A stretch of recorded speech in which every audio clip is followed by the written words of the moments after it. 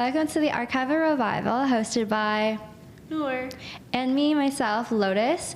We are two multidisciplinary artists that are focused on art history, and we're going to be discovering the historical players and the evolution that plays out in the modern day. I can't wait to get into today's topic on Tatreez with our special guest. Hi, I'm Lana. Super excited to be here, and thank you for inviting me. So let's get into it. Can you tell us a bit about what Tatreez is? Tatreez is a type of embroidery used by Palestinian women. It's been used for centuries, and to this day it's still used. Each embroidery, each stitch kind of symbolizes something, and yeah. Cool. Do you have a similar definition? Yeah, it's just a really beautiful way of embroidery that's used to represent like stories throughout history and just express like Palestinian culture and womanhood in general. Mm-hmm. Lovely. And what can you tell us about the history of Tatreez? The history of it is, like I mentioned, it's been used for centuries, almost 3,000 years ago. It's still used to this day, and each thing that goes into it, each garment kind of tells a story on its own. There is no real set story on what it means, because every village kind of used their own way of making or embroidering. So depending on which garment you're looking at a different story, you're looking at a different history. So yeah, kind of just depends on where you look and which garment you're looking at. That's so beautiful. I think it really ties into that storytelling of these specific cultures within these villages. Mm-hmm. And there's a certain technique that is very distinctive compared to another village. Mm-hmm. Here's a memoric device and associated with various symbols linked to the Palestinian culture. So basically, through my research, is Tatreez is kind of for a long time, just how Lana explained, how women used to use Tatreez as a way to after they do their work for the day, just to kind of wind down and just to have a thing for relaxing. But Tatreez kind of took on a whole new aspect after the Nakba. And basically, women started using Tatreez as a form of resistance because there was a lot of censoring, there's a lot of lack of access to things because of the occupation. So what they were able to do was to stitch their stories within the garments. They have little symbols like olive leaves, which is very important to the agriculture of Palestine. They have the cow's eye garment. They have all these different symbols, even things such as barbed wire, which really represents how on day-to-day Palestinian lives they're very much fenced in because of the occupation through checkpoints, which is something that hopefully changes in the future, because that is a human rights violation. But because it's difficult to get these things out into the world, what better way to do that than to wear it, to show off that symbolism, to show off that form of resistance, to say that we are here and we are strong. Mm-hmm. That's really strong. You can even see it on the dress, in the middle. There's olives are very green olives. Sorry, they're very important to our culture. And we love growing olive trees. So it was the first thing that, that kind of hit us hard, especially when, we were being colonized during the first Nakba. So they kind of symbolize it still, even in the modern day ones. Flowers are always symboled because flowers are very beautiful back in Palestine. And yeah, they usually, the symbols always represent hope and prosperity, and they're always hopeful for the future. They're always looking for the best. So. And you had mentioned this brand that's making these Tatreez, and it's based in Canada. Is that right? Yeah. So the brand Madeira they make their it's based in Canada, and they help women who are over there in Jordan, and it kind of incorporates a lot of fair trade practices too. What sometimes happens is that during these women who are in refugee camps, they don't have a lot of opportunity for employment. So sweatshops often happen where they are using their craft to make these garments. Mm-hmm. And as you can see with all the detail, these works should be paid for with the proper means. So what this brand kind of does is that they employ these women from the refugee camps and give them a living wage, so that, like, even the founder of the company said that she wants to make it so that the daughters of the workers wants to become Tatreez artists too, and it could, because it has become something you can make a living wage off of. So that's why it's like really cool about that part. And I feel like we're hearing more and more about mass production, and even like fast fashion kind of goes into line with that, and that's not great, especially for these artists that has been doing this for traditional years. And also the quality, like there's so much intricate quality, even what you're saying with like the double stitching to make sure that it's uniform in both sides is really like very evident. So what are some modern ways we can incorporate fair trade when it comes to supporting these talented women that are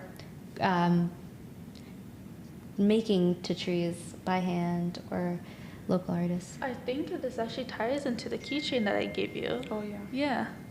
There you go. So like this keychain that I got the other day, this is Tatreez, and basically like it was made by an artist who lives in Gaza, and by buying this piece, I'm supporting them. So even if like a though of something like this, it can be worth the price, but usually it costs around $4,000 if it's handmade, around, give or take, but it'll cost less if it's machine made. I think by using this way as kind of like supporting artists, even if it's something as simple as buying a keychain, I think that goes a long way into supporting fair trade. That's so necessary. And what about you? Like, do you have any personal experiences supporting like local artists? Well, back home, a lot of them like like back in Jordan, a lot of them do practice like doing it by hand. A lot of them either do like have it done by a machine and then like fix it up by hand. So I don't have any like personal experiences, but it's just what I've seen from like different stores that I've seen in Jordan. So I would like support the ones who do it by hand, just because it has more meaning to it. But it's just kind of difficult because everyone just kind of wants it like quick and fast. So. And I think this even goes back to like transparency of brands, especially like previous projects of mine. Like when you're like looking at a website, for example, it's quite necessary that you're looking at the sustainability and like the work practices, whether they provide it or not, just to kind of differentiate if they're sketchy or not, to see who you're supporting and who you give your money to. So I think that's really necessary, especially moving into this modern day where we're purchasing things mostly online.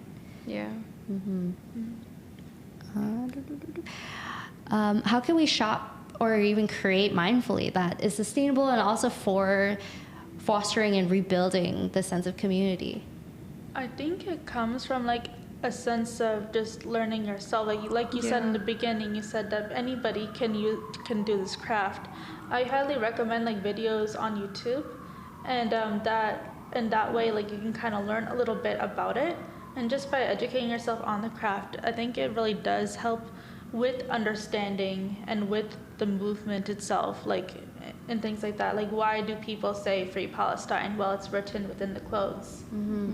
There's also a lot of, I noticed that there's a lot of like small businesses who sell like a kit to start your own like Tatreez at home, which is really cool. It's interesting, it's fun. I didn't see the prices, so I can't really comment on that. But I know that if you don't want to go out and buy the materials, you can just buy a kit, have it come to your house, and then you can watch YouTube videos, read, or just learn about it if you're interested. So that's really cool. I think it's a really nice way, especially to start with, especially when you want to like learn on your own and kind of like DIY, like create something that you've done before. Yeah. Why is it so important that we talk about Tatreez?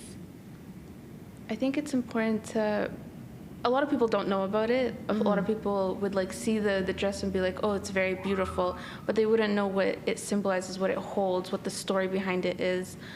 Even if there is no story behind it, like now, like if there's no like exact symbol that symbolizes something that's not actually handmade, at least like if you research about it, you'd know a little bit of history. You'd be like, oh, like now I know what the flower means, or what the little vines mean. Like, it all makes sense to me now, especially with the kufiyas. That's what happened. Like, people would look at it and be like, it's kind of a weird design, but with more research done, they know what the true meaning of it is. So I feel like that kind of just plays into it, and it kind of just brings awareness to the whole thing.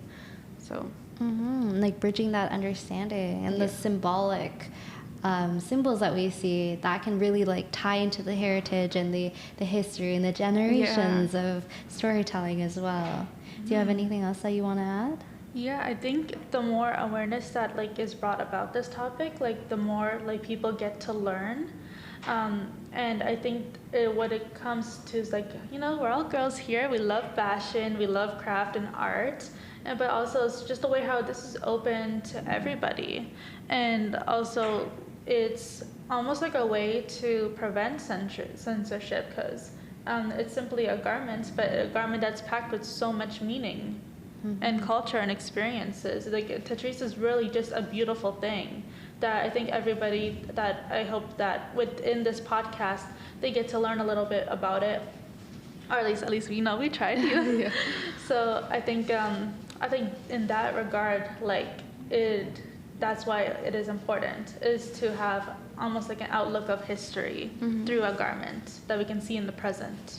Well, that was really beautiful. I think one of the main takeaways are to like support local artists, especially going to like various like art markets, especially in Toronto, because we're so diverse that there are sometimes little booths here and there that you're able to not only talk to the artist that maybe made it, or someone that you had said that had imported it from Gaza and knows like the local artists to help support the devastations as well. So that's really important, as well as just doing your research, understanding the piece and understanding the heritage as well. What you're wearing is like so treasured and so much dedication through the art and the history. So thank you so much. Thank you. And that concludes our episode of the Archival Revival.